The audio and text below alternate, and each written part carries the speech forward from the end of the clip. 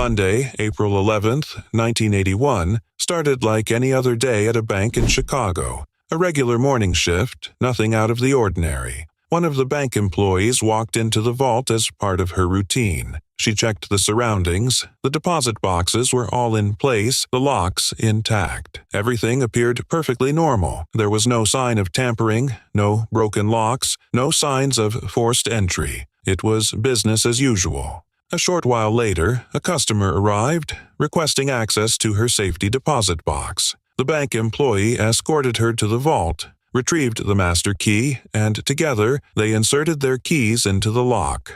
But something was off. The key didn't turn. Instead, the lock fell right off, crashing onto the floor. A sense of unease filled the air. The bank employee, now alarmed, began checking the surrounding boxes. One by one, the locks fell, revealing their hollow insides. 74 safety deposit boxes had been emptied. The contents: cash, jewelry, bonds, valuable documents, all gone. But the real mystery: there was no sign of a break-in, no holes in the floor, no breaches in the walls, no tampering with the vault door. It remained securely locked, just as it had been when it was last sealed, and yet someone had managed to infiltrate the most secure area of the bank and clean out its most valuable assets. Normally, in a bank heist, vaults are left in chaos. Doors are blasted open, security cameras disabled, alarms triggered. But here, the thieves had been meticulous. They had taken great care to ensure that nothing seemed out of place. Why? And, more importantly, how did they even get in? This wasn't just a robbery. This was one of the most brilliant, calculated, and mind-boggling heists in modern history. A small town, a big mystery. Our story takes us to Benton, a small town in Illinois. In the early 1980s, it wasn't exactly a bustling city. In fact, it had only one major bank, the First National Bank, a federal institution known for its security and reliability.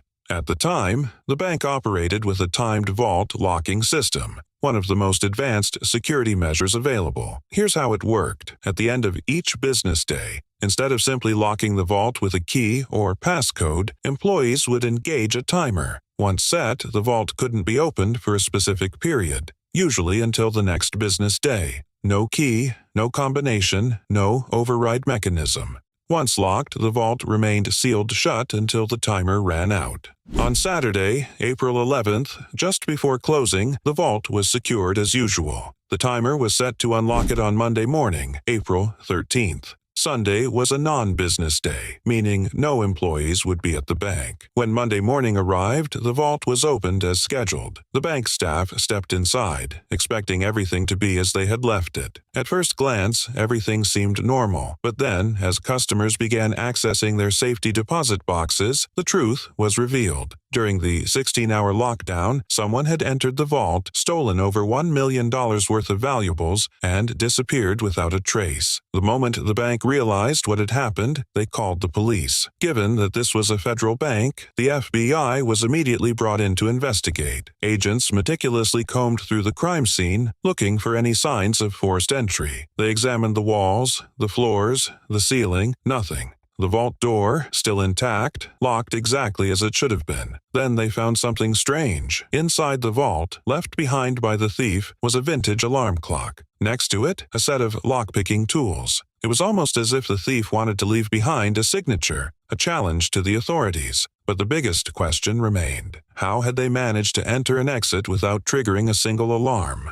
Newspapers dubbed it the perfect crime. What if I told you this entire operation was orchestrated by just one man, and not a career criminal, not a mastermind hacker, or an elite safecracker? No, this man was a hairdresser. His name, William Smart. Smart, indeed. William Smart was no ordinary hairstylist. He had a unique talent. He was a master of deception, someone who understood human behavior better than most. Over the years, he had honed his skills in social engineering, the art of manipulating people to gain access to restricted areas. Smart, along with his brother, had scouted Benton months in advance. They carefully studied the town, the bank, and, more importantly, the people working inside it. Their approach was simple but effective. They rented a safety deposit box inside the bank using fake identities. This gave them legitimate access to the vault. They befriended the staff, particularly the vault manager. With charm and casual conversation, they learned everything they needed to know: when the vault was opened, how often it was checked, and most importantly, how the timed locking mechanism worked.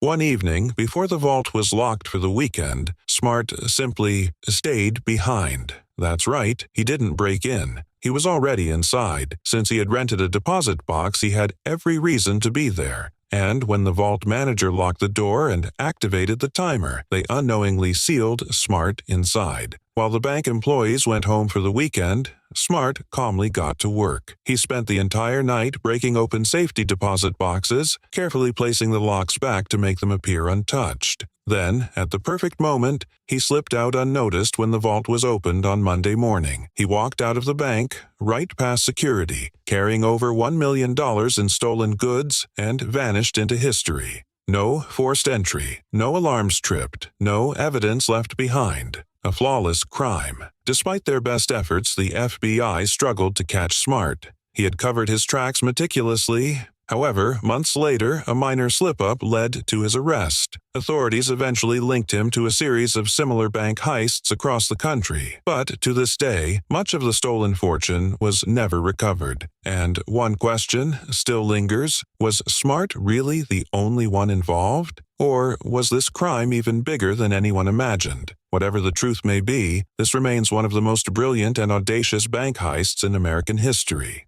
One thing's for sure, William Smart lived up to his name.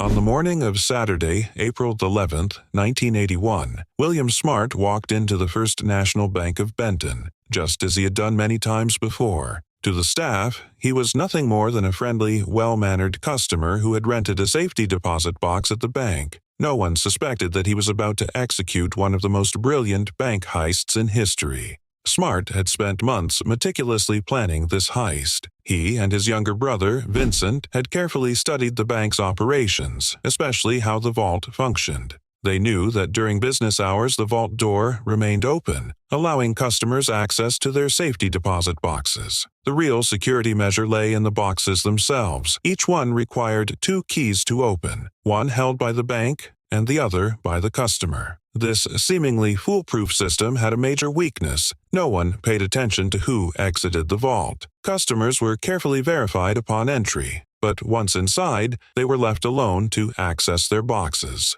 When they were done, they simply walked out. This was the flaw that Smart would exploit. In the weeks leading up to the heist, Smart had smuggled various tools into the vault, bit by bit, hiding them inside his own safety deposit box. Bringing them all at once would have been suspicious, so he carefully spaced out his visits, each time slipping in a new piece of equipment. However, he quickly realized that his small deposit box wouldn't be enough to store everything he needed. Some tools were simply too large, so Smart devised a cover story. He told the bank employees that he was an art dealer handling valuable paintings and antiques. This gave him a reason to bring in large bags and boxes without drawing suspicion. But even with this strategy, he needed a place to hide his tools where no one would find them. That's when he noticed something crucial. The vault had a false ceiling. It was the perfect hiding spot. He began stashing his equipment above the ceiling tiles: crowbars, chisels, flashlights, and even food and water to sustain him through the night. But there was one more obstacle.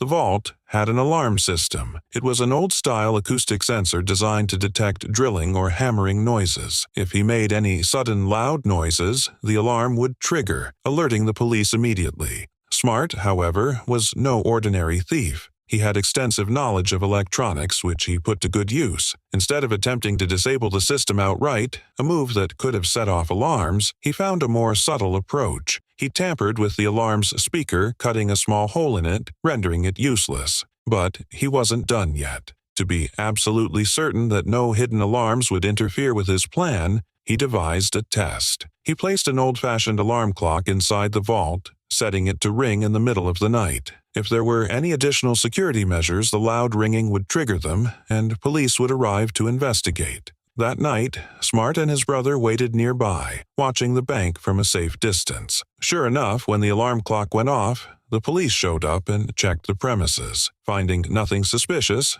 they left. This confirmed what Smart suspected. There were other alarms he hadn't yet found. Over the next few days, he methodically searched for and disabled every last security measure, repeating his test each night. Eventually, when the alarm clock rang and no police arrived, he knew he had won.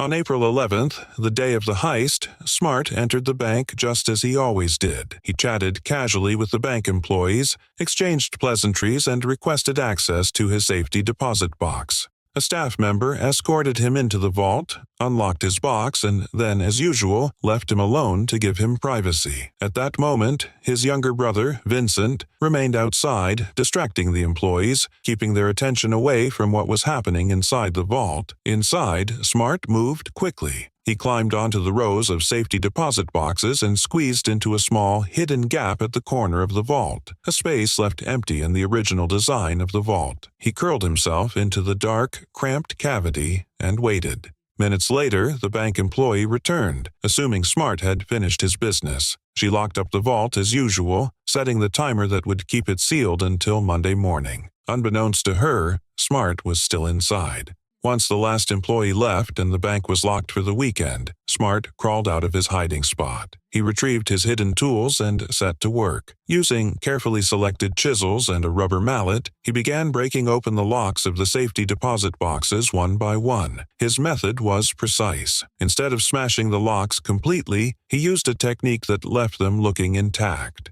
If anyone casually inspected them, they would appear locked. But the moment they were touched, they would simply fall apart. This ensured that the crime wouldn't be discovered immediately on Monday morning, buying him precious time to make his escape. Throughout the night, he worked tirelessly, breaking into box after box, retrieving cash, gold, jewelry, and important documents. Every now and then, he took short breaks to eat and drink, careful to pace himself. He knew he had the entire weekend. By Sunday night, he had opened 74 safety deposit boxes, amassing a haul worth over $1 million, a sum that, when adjusted for inflation, would be worth over $3.5 million today. One of the most bizarre details discovered later by investigators was that Smart seemed to have played the role of a modern-day Robin Hood. As he sifted through the deposit boxes, he found documents revealing which customers were deep in debt, facing foreclosure, or struggling financially. Strangely, those boxes were left untouched. It was as if Smart had deliberately chosen to steal only from the wealthy, leaving those in financial distress alone. Whether this was an act of morality or mere coincidence, no one knows.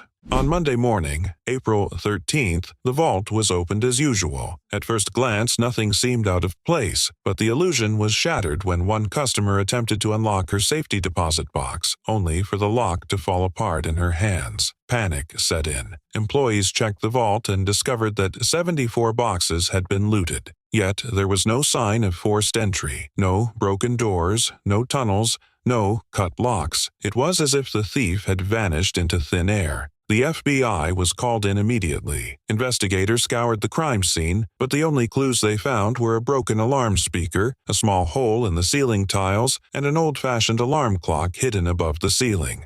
Newspapers dubbed it the perfect crime. For months, authorities had no leads, but eventually, after reviewing security footage and questioning bank employees, they identified William Smart as the primary suspect. He was arrested, but only after most of the stolen fortune had disappeared. To this day, no one knows where the majority of the money went. Some believe he stashed it away. Others say he really did give a portion to the less fortunate. Regardless, Smart's heist remains one of the most ingenious bank robberies in history. A crime so perfect it nearly went unsolved. Some people kept important documents and valuables in these safe deposit boxes, and Smart took things a step further. Instead of just taking treasures for himself, he decided to redistribute some of the wealth. He took expensive items from the boxes of the rich and placed them in the boxes of those he believed were struggling financially. It was as if he saw the vast fortune before him and had a sudden moment of generosity, deciding to share the wealth with the less fortunate.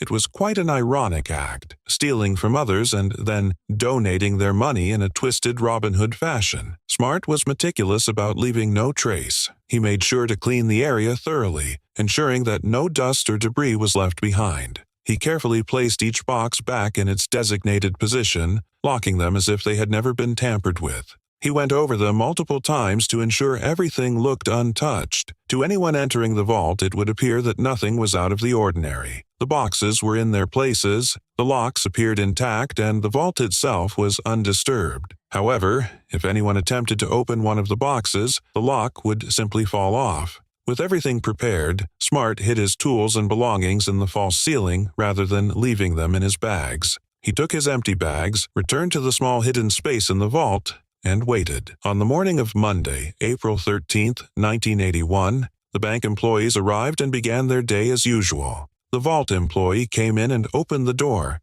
just as she did every morning. When she stepped inside, everything appeared normal. The vault door was shut when she arrived, and she unlocked it as usual. The safe deposit boxes looked exactly as they had the day before. From his hidden corner, Smart used a small mirror to observe the employee. He remained still, waiting for the perfect moment. As soon as the employee left and he confirmed that no one was inside, he emerged from his hiding spot, carrying his bags. The truly brilliant part of his plan was his disguise. That day, Smart was dressed as a maintenance worker. The reason? The bank had scheduled maintenance work at that time, and Smart took advantage of the situation. He wore a brown uniform identical to those of the actual workers in the bank. With complete confidence, he walked out of the vault carrying bags filled with stolen riches. No one gave him a second glance. To the bank employees, he was just another worker going about his day. Outside, his brother was waiting with a car. Smart wasted no time. He threw the bags into the trunk and prepared to leave. But the haul was larger than he had anticipated. There was still more loot inside the vault than he could carry in one trip, and so, without hesitation or shame, he simply walked back into the bank, returned to the vault, retrieved the remaining bags, and walked out once more. No one stopped him. No one questioned him. It was, without a doubt, one of the most audacious and intelligent bank heists in history. The FBI thoroughly investigated the vault, photographing every inch and dusting for fingerprints, but they found nothing. One detail that puzzled investigators was the alarm clock left in the ceiling. They spent some time trying to determine its purpose until they eventually realized that it had been used to test the bank's sound detection alarm system. The FBI became convinced that the criminals had planned the heist in meticulous detail. This led them to believe that the perpetrators must have rented one of the safe deposit boxes.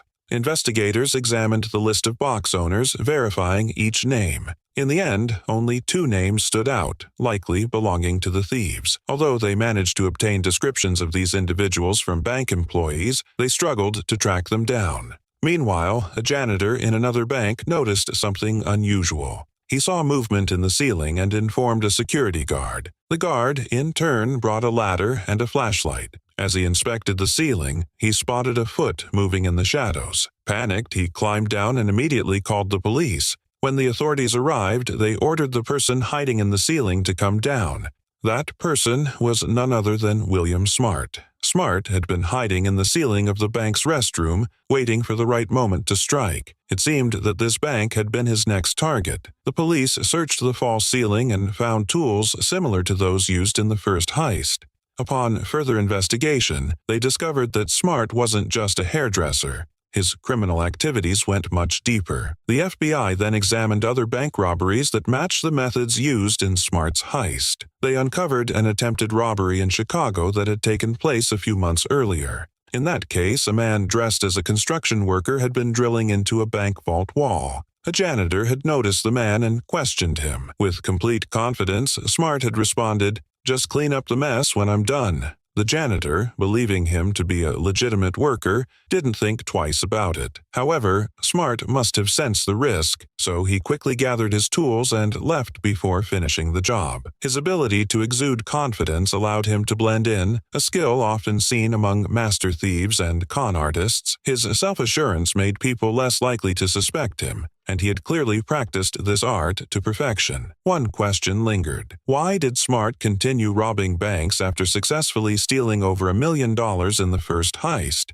Was it greed? Surprisingly, the answer was no. When questioned about his motives, Smart said he wasn't in it for the money. He was in it for the thrill. He loved the challenge, the adrenaline rush that came with executing such a daring plan. His character was unique, unlike the typical thief motivated purely by financial gain. At the bank where Smart had attempted to drill through the vault wall, investigators found another alarm clock hidden in the ceiling. When they brought in the janitor who had encountered Smart, he confirmed that Smart was the man he had seen. With this connection, authorities were able to link Smart to both heists. Despite the overwhelming similarities between the two cases, Smart initially denied any involvement in the first heist. However, the judge found him guilty and sentenced him to 20 years in prison. The judge then made him an offer. If he returned the stolen money, his sentence would be reduced. At first, Smart continued to insist on his innocence, but when he realized he faced 2 decades behind bars, he decided to confess. He revealed the location of his hidden loot. He had stored the stolen money and jewelry in a bag, which he had submerged in water. Whether it was a lake or a river was unclear, but by the time the authorities retrieved it, the bag was soaked and reeked terribly. When they opened it, they found most of the stolen cash and valuables from the Brenton Bank heist. Because Smart returned the stolen goods, the judge honored his promise and reduced his sentence from 20 years to 8 years. However, there was an additional condition. Smart had to fully disclose every detail of his heist to investigators. And so, he revealed everything. The false ceiling, the hidden corner in the vault, every little trick he had used. His confession led to sweeping changes in bank security across the United States. Banks eliminated false ceilings and ensured that no empty spaces were left in vault designs. Smart's heist had set a new standard for security threats, and banks had to adapt accordingly. This remains one of the most fascinating and ingenious heists in history. If you've made it this far into the story, I hope you enjoyed it. If you haven't already, don't forget to like and subscribe. It's the least you can do after such a thrilling tale. Check out other incredible stories on our channel, and I'll see you in the next video. Take care.